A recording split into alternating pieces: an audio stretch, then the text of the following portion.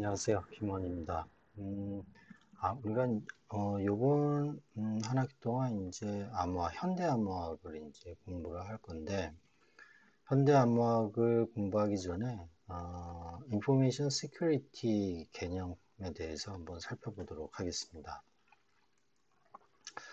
컨텐츠는 일단 뭐 정보보호가 도대체 정의하고 대상이 뭔지 중요한 거는 바로 이 정보보호의 그 3대 요소가 되겠는데요.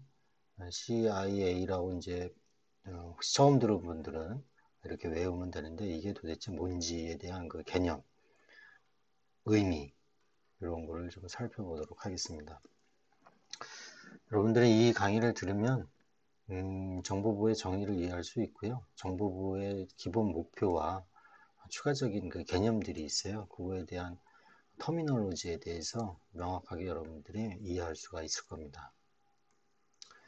자, 정보는 뭐 법률적인 의미를 보면은요, 여러분 뭐 다 아시는 추상적인 또는 의미일 수도 있겠는데, 여하튼 법률적인 의미로서는 전자적 방식으로 부호 문자, 음성, 영상 등으로 표현된 모든 종류의 자료와 지식을 말한다라고 이제 되어 있습니다. 그 이상 뭐 설명하지 않겠습니다. 자, 그 다음에 이제 인포메이션 시큐리티 이제 정의인데 여기서 중요한 이제 터미널로지는 바로 이제 자산이 되겠죠. 여기서 말하는 이제 자산은 이제 아셋이 되겠는데 이 자산은 어떤 피지컬한 물리적인 자산도 있을 수 있고 또 다양한 추상적인 자산도 있을 수가 이제 있습니다. 우리는 자산 그러면 어떤 정보, 비밀 정보, 어떤 문서, 여러 가지, 그다음에 이제 뭐 장비 이런 것도 있을 수 있겠지만 그 회사의 어떤 그 이미지 이런 것들도 바로 그 자산이라고 말할 수 있습니다. 자, 정보보호의 정의는 이 자산을 어떻게 하는 거죠? 보호해 주는 겁니다. 보호. 이 자산을 여러 가지의 그 자산이 있을 텐데 이 아셋을 외부로부터의 공격으로부터 보호해 주는 이제 해주는 거죠. 자, 그러면 이 자산은 여기에서는 설명이 안 되어 있는데 그 취약점이 있습니다. 취약점. 그걸 영어로 이제 vulnerability라고 얘기를 하는데요. 이 자산에 다양한 이제 취약점이 있을 수 있는데 이 취약점을 그 위협으로부터 이제 보호해 주는 거죠.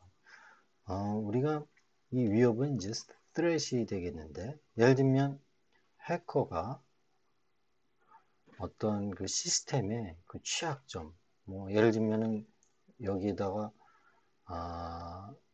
뭐니까 백도어를 이제 심어놓고 개발할 때 이제 백도어를 이제 시스템에다가 뭐 리눅스에다가 백도어를 심어놓고 나중에 이 백도어를 이용을 해서 다양한 그 여러 그 회원들의 패스워드를 전부 크래킹을 해서 침투하는 그런 해킹을 할 수가 있는데 바로 그 백도어를 심어 놓은 게 이 시스템이 어떻게 보면 이제 취약점이 되겠죠.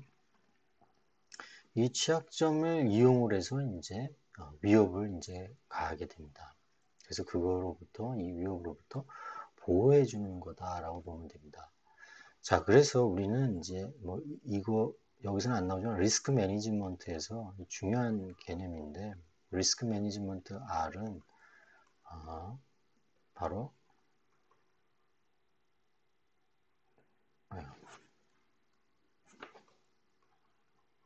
요 함수로 되어 있는데 요 A는 아셋이 되고요. 자산이 되고요. 요건 취약점이 되고 vulnerability가 되죠. 그 다음에 요건 어떻게 해요? 스렛이 돼요. 여기다가 이제 플러스 우리가 발생 가능성이 얼마나 그 위협이 발생할 수 있는 가능성이 많으냐라는 게 좀 중요한 플러스 알파의 요인이 될 수가 있습니다. 자, 그래서 우리는 위험 관리를 할 때 자산에 대한 시점을 이용을 해서 스트레스를 가할 때 그거에 대해서 리스크 매니지먼트를 한다라고 이제 우리는 얘기를 하고 있는데요. 자, 어쨌거나 우리는 정보보호에서는 이 자산을 다양한 그 위협으로부터 우리가 보호해 주는 거다라고 생각을 하시면 되겠습니다. 그래서 이 기업의 중요한 정보를 안전하게 보유하기 위해서는 우리는 정보의 기밀성과 무결성과 이게 이제 3대 요소죠. 정보 보호의 3대 요소죠. 가용성을 만족할 수 있도록 기술적, 관리적, 물리적 보호 조치를 강구한다라고 되어 있습니다. 이게 아주 중요한 의미입니다. 이게 기술적으로, 관리적으로, 물리적으로. 뭐 기술적으로 예를 들면은 뭐 IDS라든지 IPS라든지 접근 통제 관련해서 접근 통제를 하기 위해서 이런 시스템을 선치한다든지 또는 관리적으로는 뭐 우리가 패스워드, 비밀번호 같은 거를 뭐 3개월에 한 번씩 우리가 변경을 하도록 직원들에게 요청을 한다든지 또 물리적으로 우리 출입문 관련해서 뭐 홍채 인식이라든지 또 뭐 안면 인식이라든지 이런 것들을 이용을 해서 출입을 통제한다든지 이렇게 할 수가 있죠. 그래서 기술적, 관리적, 물리적 보호 조치를 하는 게 바로 정보보호의 정의라고 할 수 있습니다. 이 법률적 정의는 여러분들이 한번 읽어보시면 되는데 중요한 거는 여기 보세요. 관리적, 기술적 수단을 마련한다. 그 다음에 정보보호 산업의 진행에 관한 법률에서도 관리적, 기술적, 물리적 수단을 마련한다고 되어 있어요. 그러니까 이 의미가, 그 다음에 이제 개인정보보호법이라든지 정보통신망법에도 이 정보보호에 관련된 것들이 있는데 여기서도 기술적, 관리적, 물리적 보호 조치를 해야 된다라는 말들이 있습니다. 그래서 여러분들은 앞으로 이 asset, 자산, 그다음에 threat, 그 다음에 아까 뭐 얘기했죠? vulnerability, 취약점, 그 다음에 기밀성, 무결성, 가용성, 요 키워드, 이 터미놀로지에 대해서는 반드시 이제 이해를 하셔야 됩니다. 계속 반복적으로 제가 이번 시간에 반복적으로 얘기를 해드릴게요. 자, 정보보호의 대상을 보시면은, 여기서도 보시면은 자산에 대한 거를 보호하는 겁니다. 아까 자산이 제가 이제 물리적 보안, 그다음에 이제 추상적인 거, 무형 자산 이렇게 두 가지로 나눌 수 있다고 그랬잖아요. 그래서 이 자산은 뭐 데이터라든지 문서라든지 소프트웨어, 하드웨어, 뭐 다양한 네트워크 장비, 그다음에 뭐 서버, 그죠? 네트워크 장비 이런 게 이제 자산에 다 들어가는 거죠. 그래서 이 제대로 자산을 보호하려면 이 자산에 대한 걸 분류를 시켜줘야 됩니다. 우리가 리스크 매니지먼트 위험 관리할 때 이제 이 자산에 대한 그 분류를 이제 해서 이거를 자산을 이제 그룹핑을 하고 그 다음에 이거에 대한 이제 뭡니까 위험 요소 이런 거를 이제 분석을 하게 돼서 갭 분석을 하고 그 다음에 이제 DOA라고 해서 이 위험을 수용할 수 있는 그 어떤 디그리 그 정도를 이제 정하게 되는데 이 정도를 정한 다음에 그 다음에 이제 정보보호 대책을 마련하고 이제 시행을 하게 되는 게 바로 이제 리스크 매니지먼트인데 여기서 자산에 대한 이 분류가 굉장히 중요합니다. 그래서 그 다음에 이 자산에는 무형 자산까지도 포함되어 있다라는 거. 그러니까 우리가 이제 해킹을 당해서 개인정보가 유출이 됐다. 어떤 A라는 이제 회사가요. A라는 회사가 이제 유출이 됐다. 개인정보가 유출이 됐다. 그러면 그 어떤 포털 사이트일 경우에 그 회사의 이미지가 굉장히 떨어지겠죠. 그러면 어떻게 돼요? 주가에 이제 반영이 되겠죠. 그래서 이 정보 보호가 굉장히 이제 중요하고 요 근래에는 이 개인정보에 대한 보호가 굉장히 중요해졌습니다. 왜 그러죠? 이 해커들이 개인정보가 돈이 되니까 그래요. 이게 여러분들 잘 아시겠지만 개인정보 한 건에 뭐 30원에서 한 50원씩 이제 팔리거든요. 그래서 요새 해킹은 기밀정보, 아주 비밀정보죠. 비밀정보를 뭐 훔칠 수도 있지만 요새 타겟은 이제 개인정보입니다. 이 개인정보를 훔쳐서 뭐 팔기도 하고 그 다음에 2차 이제 피해 를 줄 수 있는 여지가 많거든요. 예를 들면 신용카드 정보라든지 뭐 계좌 정보라든지 특히 이제 비밀번호 같은 경우에는 이걸 이용을 해서 어, 뭐 공인증서라든지 이런 걸 이용을 해서 뭐 계좌 이체를 한다든지 그리고 제2차 피로서 이제 스팸 그죠? 보이스피싱 뭐 이런 사건들이 계속 일어나기 때문에 개인정보 요즘 굉장히 아주 회사의 이미지나 평판에 굉장히 지대한 영향을 미치고 있죠. 제가 뭐 사이드로 잠깐 빠졌지만 하여튼 자산이 굉장히 중요합니다. 그래서 이 자산에 대한 이제 유형을 좀 더 구체적으로 이렇게 분류할 수 있다라고 이제 보여준 겁니다. 특히 우리는 특히 이제 네트워크라든지 뭐 소프트웨어 뭐 여기에 이제 우리가 엔지니어들은 관심이 많죠. 그죠? 그래서 공부도 주로 이제 이쪽으로 하게 되는데 아, 여러분들은 뭐 어떤 취미에 맞게 또는 뭐 관심이 있는 분야에 대해서 공부를 해서 전문가가 되면 되겠죠. 제가 시간이 있으면 얘기했지만 아까도 처음에 얘기했지만 이 컴플라이언스에 대해서 좀 더 우리는 공학을 공부하는 사람이지만 법과 이 제도에 대해서도 더 많이 관심을 가지고 공부를 하셔야 됩니다. 그래야 이 자산에 대한 이 정보 보호에 대해서 관리적 대책이라든지 기술적 대책, 물리적 대책이 이 법에 의해서 컴플라이언스에 의해서 다 통제 항목이 넘어오거든요. 그래서 굉장히 중요하다. 다시 한번 제가 강조를 드리고요. 자, 보안, 우리 정보 보안, 정보 보호 이렇게 두 가지 이 터미놀로지를 많이 얘기하는데 잠깐 요거에 대한 이제 구별을 해보면은 이 보호라는 게 오히려 보안보다 좀 광의의 의미입니다. 보안은 이 자산을 가치 있는 유형과 자산을 도난, 소실, 유출로부터 이제 보호하는 거고요. 이 보호는 전반적인 시스템에 대한 어떤 그 스테이블한 그 운영이 되게 하는 겁니다. 스테이블하게. 안정적이죠. 안정적인 운영이 이제 되도록. 스테이블, 시스템의 안정. 꼭 도난, 소실, 유출뿐만이 아니라 시스템이 전반적으로 스테이블하게 오퍼레이션 될 수 있도록 이런 것들까지도 이제 포함된다라는 게 이 보호입니다. 좀 더 광의의 의미를 이제 갖고 있죠. 자, 정보부의 3대 요소가 굉장히 중요한데요. 바로 이제 CIA라고 외우시면 됩니다. 우리 미국의 저 중앙정보부, 중앙정보부 이름이 그 CIA잖아요. 이렇게 CIA로 이제 외우시면 되고요.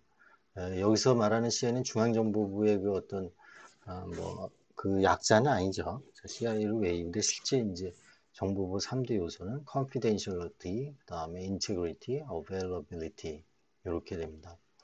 우리가 이제 앞으로 암호학을 이제 배울 텐데 바로 이 암호학이 이 기밀성과 무결성과 가용성을 확보하는 데 있어서 굉장히 중요한 역할을 한다. 여러분들 이제 조금씩 혹시 이제 암호학을 처음 공부하시는 분들은 이게 이렇게 중요하구나라는 걸 새삼 이제 느끼게 될 거고 이 암호학은 이 공학자들은 이용을 하면 되는 거거든요. 예를 들면 이제 우리가 데스 알고리즘이 있는데 이 데스 알고리즘을 만들고 또는 이제 비대칭 키에서는 RSA라는 거를 이제 만들어 놨는데 리베스트 샤밀의 에들만이라는 사람은 수학자예요. 물론 이제 이 중에 한 사람은 공학자가 두 명이고 수학자가 이제 한 명이 있는데 주로 수학자들이 이 알고리즘을 만들거든요. 이산대수라든지 대수학이라든지 뭐 이런 것들을 이용을 해서 이제 이 알고리즘을 만들게 되는데 우리 공학자들은 이거를 어떻게 해요? 발명하고 개발하기보다는 이용을 많이 하게 되는 거죠. 이걸 이용해서 우리가 SSL, TLS라는 걸 만든다든지, 또는 IPsek을 만든다든지, 또는 SMIME이라는 뭡니까, 멀티미디어 이메일, 이런 응용 프로그램을 만드는데 이제 접목을 시키는 거죠. 자, 공학자들은 주로 이제 이렇게 이용하는 측면에서 많이 하지만, 그 내부에서 어떻게 이 암호학이 돌아가는지는 이해를 하셔야 된다는 겁니다. 자, 그래서 우리 기밀성과 무결성, 가용성에 대해서 이 의미가 뭔지를 잠깐 얘기할 텐데 계속 이 한 학기가 끝날 때까지 이 CI에 대해서는 계속 언급이 될 거니까 너무 좀 이해가 안 된다 그래도 걱정하지 마시고요. 자, 기밀성은 어떻게 보면은 허가되지 않는 사람은 그 데이터를 어떤 데이터를 만들었어요. 이 데이터를 만들었는데 이 허가되지 않 앨리스라는 사람은 볼 수 있고 권한이 있어서 이거를 리드 할 수가 있는데 예를 들면은 밥이라는 친구는 이거를 읽을 수가 없다는 거죠. 허가를 이제 주지 않는 거죠.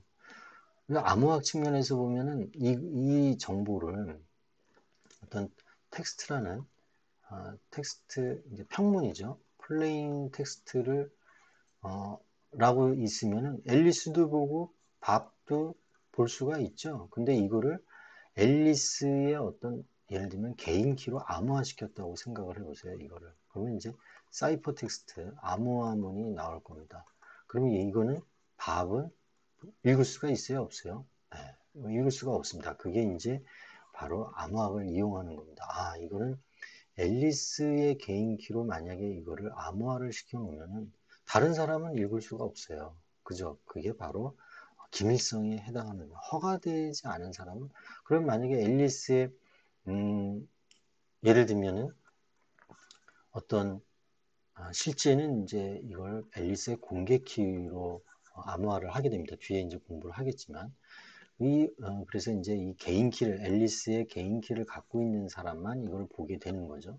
만약에 이 앨리스의 개인 키를 그럴 일은 없겠지만 밥이 알게 되는 경우에는 이 사이퍼 텍스트를 복호화시켜서 읽을 수가 있게 되죠. 네, 그렇게 될 겁니다. 그래서 기밀성의 위험 요소는 도청이라든지 사회공학, 소셜 엔지니어링인데요. 만약에 평문으로 플레인 텍스트, 평문으로 어떤 앨리스가 밥에게 파일을 전송하는데 이게 평문으로 가요. 만약에 평문으로 가면은 이 인터넷이라는 거는 언시큐어 채널이거든요. 그러면 어떻게 해요? 도청. 이브라는 친구가 도청을 해서 읽을 수 있다라는 거예요. 또는 그걸 이제 우리 스니핑이라고 하죠. 이 스니핑이라는 건 킁킁거리다라는 그 의미가 되는데 적당히 이 인터넷을 통해서 도청을 할 수가 있는 거죠. 그러면 기밀성을 해치게 됩니다. 자, 기밀성을 보존하기 위한 활동으로 우리 암호학에서는 암호화를 시키면 돼요. 여기서 평문으로 보내지 않고 이걸 암호문으로 보내면 어떻게 돼요?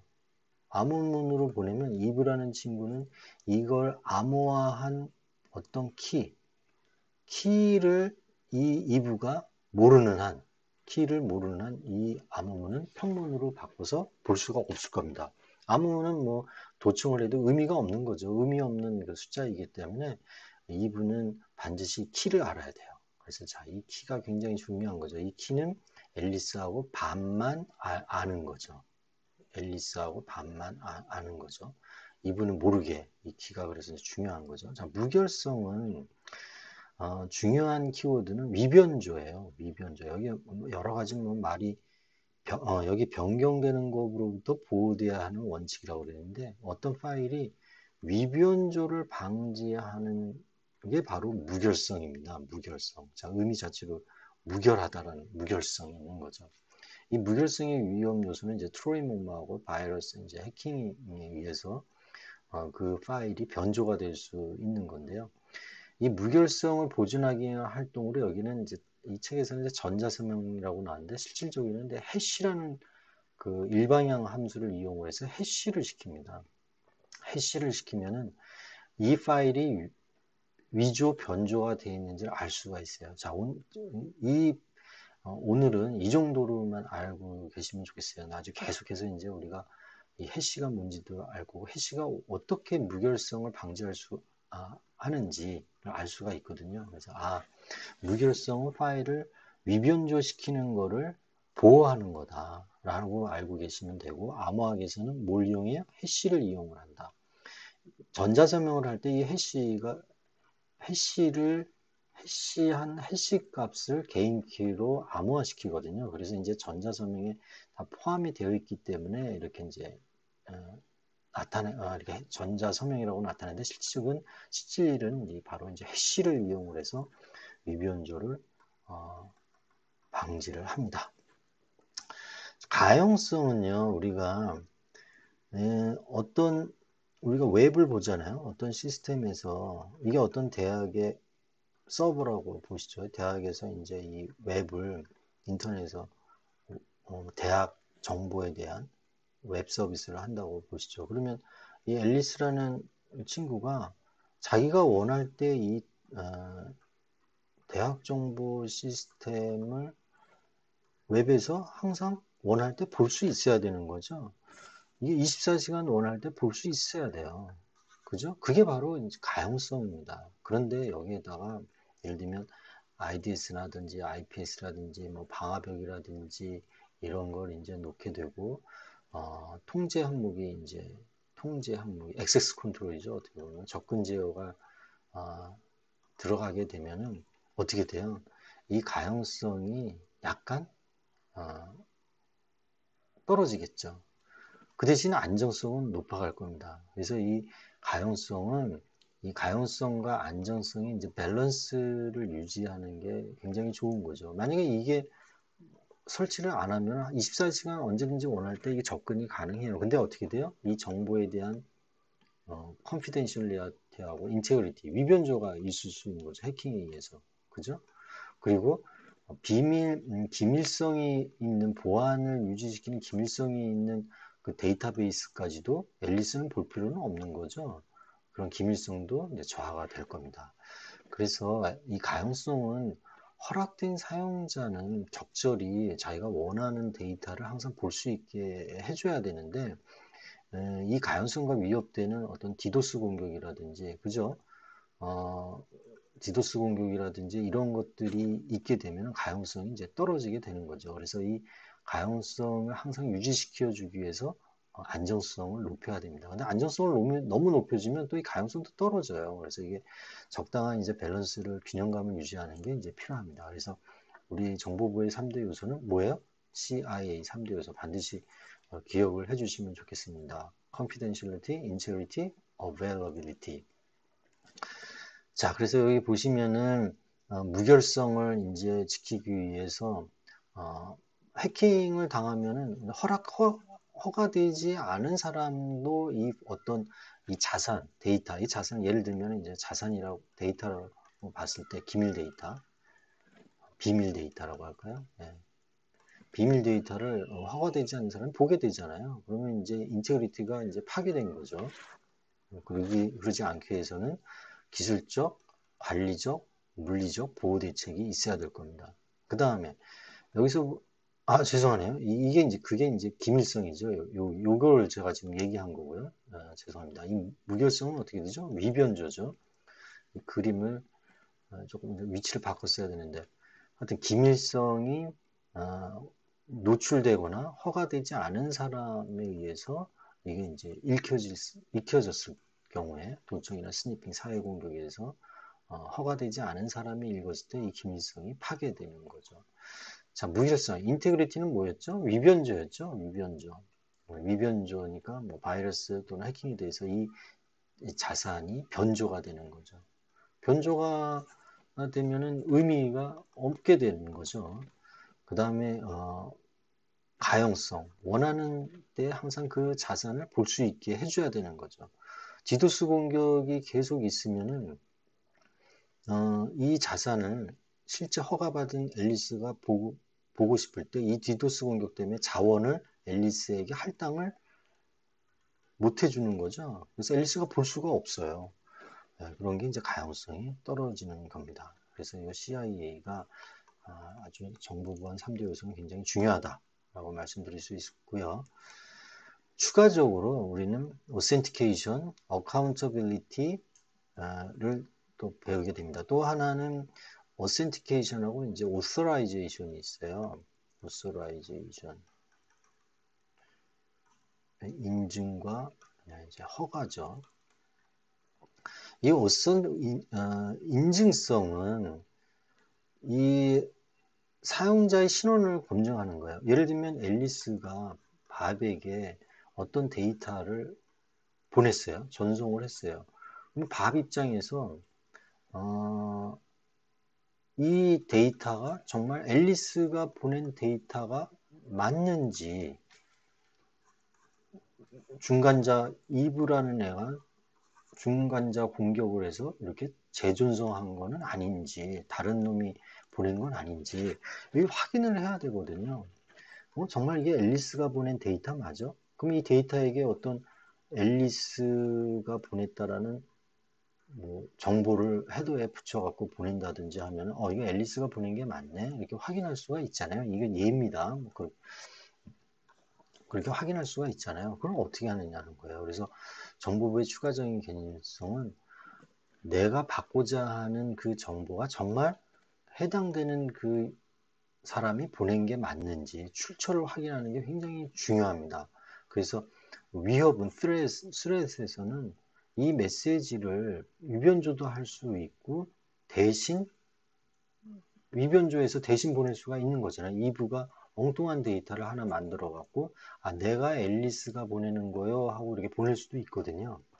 그래서 이 인증성을 보존하기 위해서 활동으로는 우리가 앞으로 이제 배우게 되는 메시지 어센티케이션 코드라는 맥을 배우게 될 겁니다. 그 다음에 디지털 시그니처를 배우게 될 겁니다. 이게 왜 앨리스가 정말 밥에게 보낸 건지를 어떻게 알지? 에 대한 그 동작 원리를 우리가 함께 배우도록 하겠습니다. 여기서는 인증은 정말 앨리스가 정말 나에게 보냈구나 라는 거를 검증하고 출처를 확인하는 걸 인증이라고 한다. 그 다음에 오서라이제이션은 인증된 사람이 이제 인증된 사람이 어떤 예를 들면은 이 서버에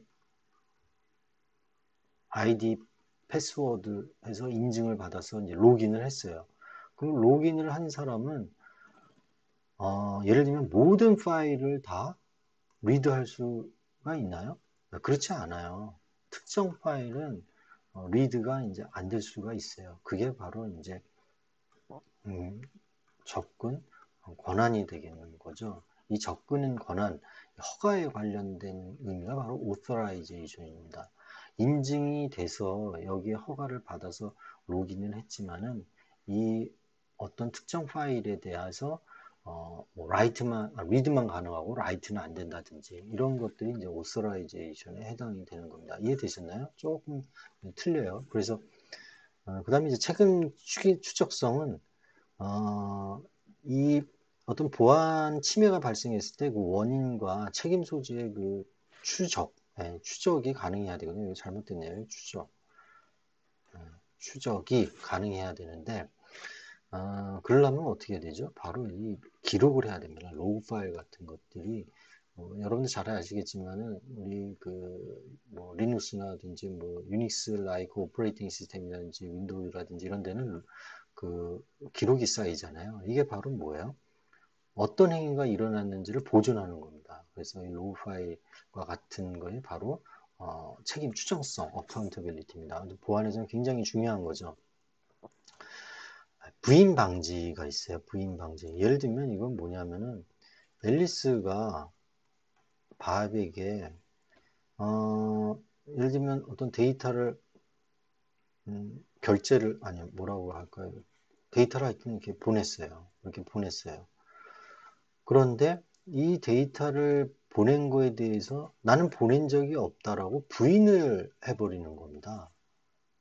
부인을 할 수가 있어요. 예를 들면, 이브가 보낸 거다, 그거는. 내가 보내지 않았다. 그러면 이 부인 방지를 하기 위해서는 어떻게 해야 되느냐 이거예요. 현실적으로 우리 이제 뭐 계좌 이체를 한다거나, 그 다음에 쇼핑몰에서 물품을 구매를 하고, 그 다음에 뭡니까 돈을 이제 지급을 해야 되잖아요. 그죠? 이럴 때 이 물품 구매를 하고 돈을 지급을 할 때 그 쇼핑몰을 운영하는 입장에서는 물품을 구매하니까 물품을 줬단 말입니다. 그리고 돈을 이제 줬어요. 그런데 나는 이걸 물품 구매한 적이 없다라고 부인을 할 수가 있어요. 부인을. 그러니까 이 부인을 방지를 시켜줘야 되거든요. 어떻게 프로그램에서. 그죠? 이러한 거를 해주는 게 바로 non repudiation입니다. 그러면 어떻게 되냐? 바로 전자서명이라는 걸 이용을 하면은 이 부인 방지를 시킬 수가 있어요. 부인 방지를 뭐였죠? 보존하는 거네요. 이것도 미스 스펠링이네요. 보존하기 위해서 미안합니다. 음, 그래서 아까 얘기했지만 authentication, authorization, accountability, 그 다음에 non-repudiation 요거에 대한 추가적인 개념도 꼭 기억해 두시면 좋겠습니다. 물론 지금 이해가 안 되더라도 계속해서 이 용어는 나오고 그때마다 여러분들이 이제 체감을 이제 하실 수 있습니다. 예, 참고문헌은 요거를 많이 인용을 했고요. 유학은 우리가 에셋이라는 거를 이제 의미를 알았고 쓰레부터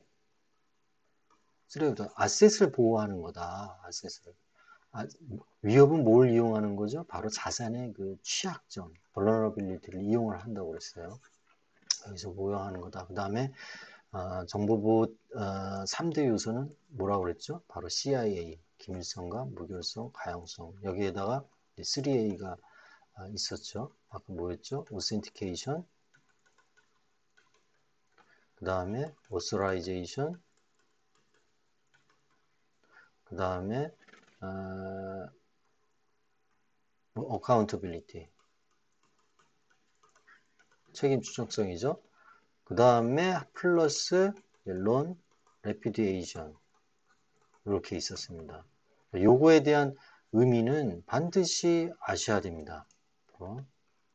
예, 수고하셨습니다.